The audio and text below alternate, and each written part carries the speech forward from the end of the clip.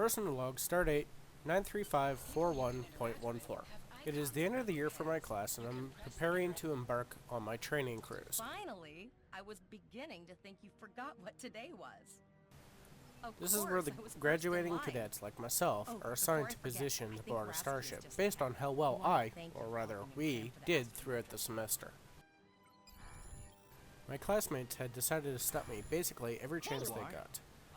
Not that I'm complaining, they are enjoyable to be around, but Lieutenant Farah was waiting for me to give my assignment.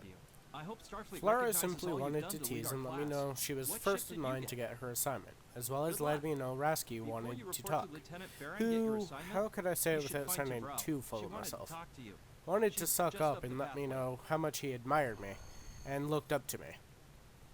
Heck, even Travell seemed to want to talk, in her own Vulcan way. She was thanking me for helping her out. Travell had let me know Mora wanted to talk as well, so I would head off to speak with him.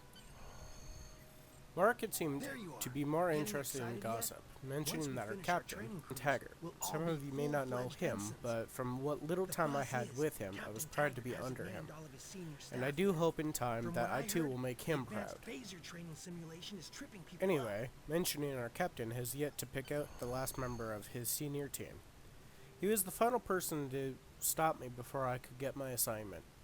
So speaking with Farah, he seemed a bit confused. After telling him my name to get my assignment, he simply told me to report to Captain Taggart. This was rather strange, and I felt like I was in trouble. You know, going to the principal's office on your first day of school. That kind of thing. I headed in and asked why he wanted to see me. Turns out he'd been following my progress throughout the academy and was rather impressed. This surprised me. Having Morik impressed was one thing, but having someone like Taggart impressed, I was a little bit flustered. Captain Taggart had been looking at my last testing and noticed the advanced phaser training program was empty. Personally, I thought I would have had more time, but thankfully he allowed all the extra time I needed, telling me to simply go do the test now. I found out Flores got the position of tactical officer on this training cruise, so I ended up getting her help to set up my final test.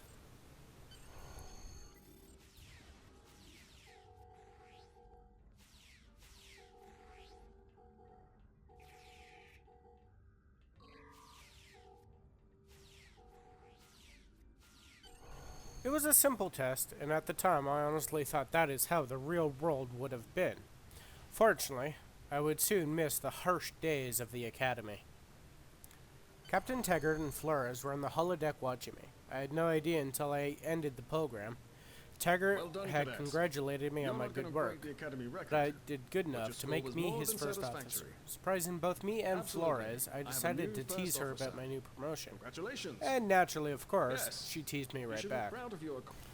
Getting to the shuttle bay, we were given our goodbyes to our fellow classmates and graduates. Before we departed, Flores had asked me to give a speech to the new senior staff.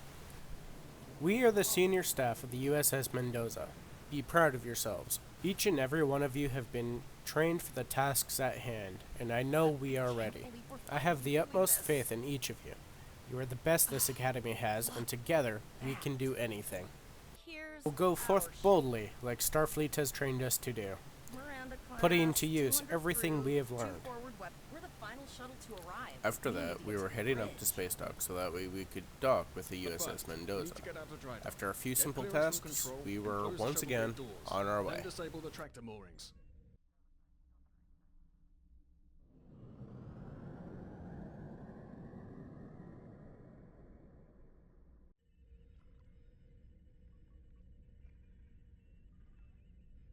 Cleared from dry dock, Captain. Good. Let's start with something easy. Set course for Vulcan. Course lead in, sir. Engage.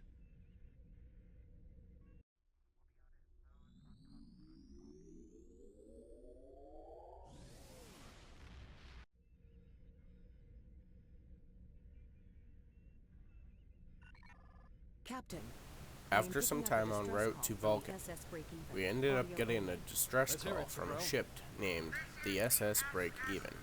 With audio only, something was wrong just from what was being said. Apparently, there was a warp core failure.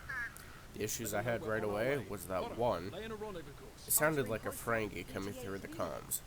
2, warp core issues would not affect the communications. Sensors can't read And anything 3, in the vicinity of the the bridge. Ferengi, Communications he are didn't out sound as at well. peril Keep trying at to hail all. them, Tyrell. Being Starfleet that we are, Number we 1, decided let's to discuss check the the situation situation. out all the same. Quickly talking about it, I suggested we raise our shields, as I had a feeling this was a trap. On my way down, I contacted our acting transport chief to find out what was going on. Readings. I can't get a solid lock. There may be interference. Trying to compensate. I think I have it. This is a lot different than the training scenarios. Beaming them over now. Klingons. Of course it had to be Klingons. I knew it was a trap from the start. I hurried down as fast as I can, but somehow between the bridge and the transporting deck, Klingons had more or less started taking over the entire ship. I headed over quickly and unlocked the armory for the security cadets. As I unlocked and the team headed out, a few Klingons beamed in front of us and opened fire. I can remember hearing one of the cadets being hit, and was simply vaporized. At the time, I didn't have time to think about it. But now that I can think about it, it's very eerie. It chills me to the bone now. How much pain did he have to be in, yet he was so silent. Not even a scream in pain. Just one moment he was there, the next he was gone. I get into the transport room and quickly take care of the Klingons, who somehow didn't seem to notice me until it was too late. After they're taken out, I could still hear weapons fire in the hallway. I decided to take a tactical approach, and I left Rurak there. There was another cadet there, so I felt he was safe to leave behind. Out in the hallway, one of our security officers pointed out firing on the EPS conduit. Firing on it, it quickly took out what looked like seasoned Klingons, and then the cadet with me quickly used the console, shutting down the EPS conduit so I could get through. After that, I would get into the weapons bay, and after clearing it out as well, I would do my best to boost the weapons of the ship systems that we had left.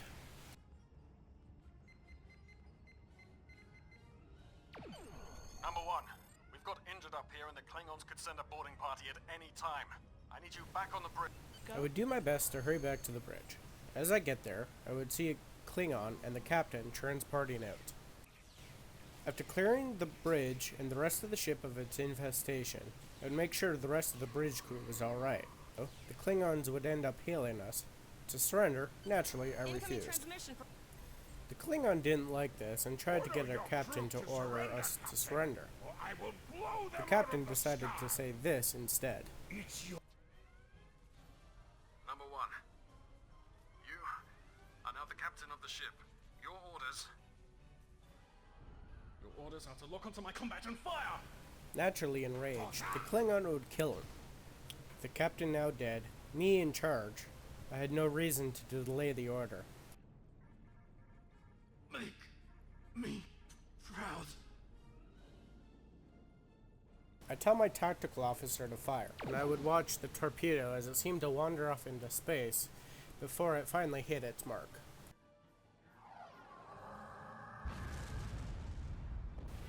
Needlessly said, this wasn't the training cruise I was expecting.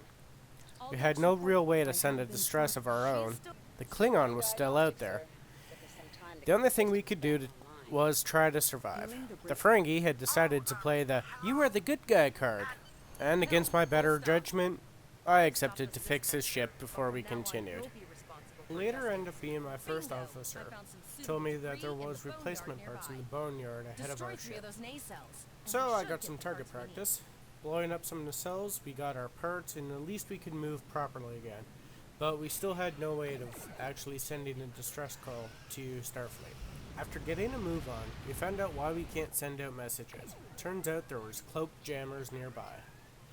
We promptly take the jammers out. Just as we do, our cloaked friends had decided to say hi again. Wouldn't be too long after that they decided to cloak and flee once more. Just as the Klingons cloak, We get our long-range communications back up online, and, of course, we quickly send out that the tactical officer had managed to do something a science officer should have thought of. In our last fight, we managed to make them have a plasma leak, and basically turning our ship into a canine unit, we were able to sniff out where they were.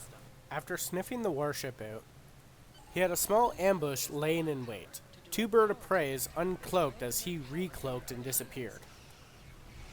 The ambush wasn't as effective as the Klingons were hoping. I wasn't expecting our little ship to come out of this all with nothing but minor bruises, but she was tough and kept fighting on through. After fending off the ambush, the USS Renown dropped out of warp and hailed us. I was letting them know what was going on, and in the middle of our talk, the Klingon had decided to make a final stand. With an ally beside me, this ended rather swiftly. We were told we would be going back to space dock. As relieved as this made me, it didn't last all that long. The USS Renown's comm officer said they couldn't get a hold of the Kittimer. Captain Volek said that they were going to investigate, and that we are going with them. Our ship's still barely functional, our senior staff still injured, and our systems just barely coming back online. It was out of the pan and into the fire.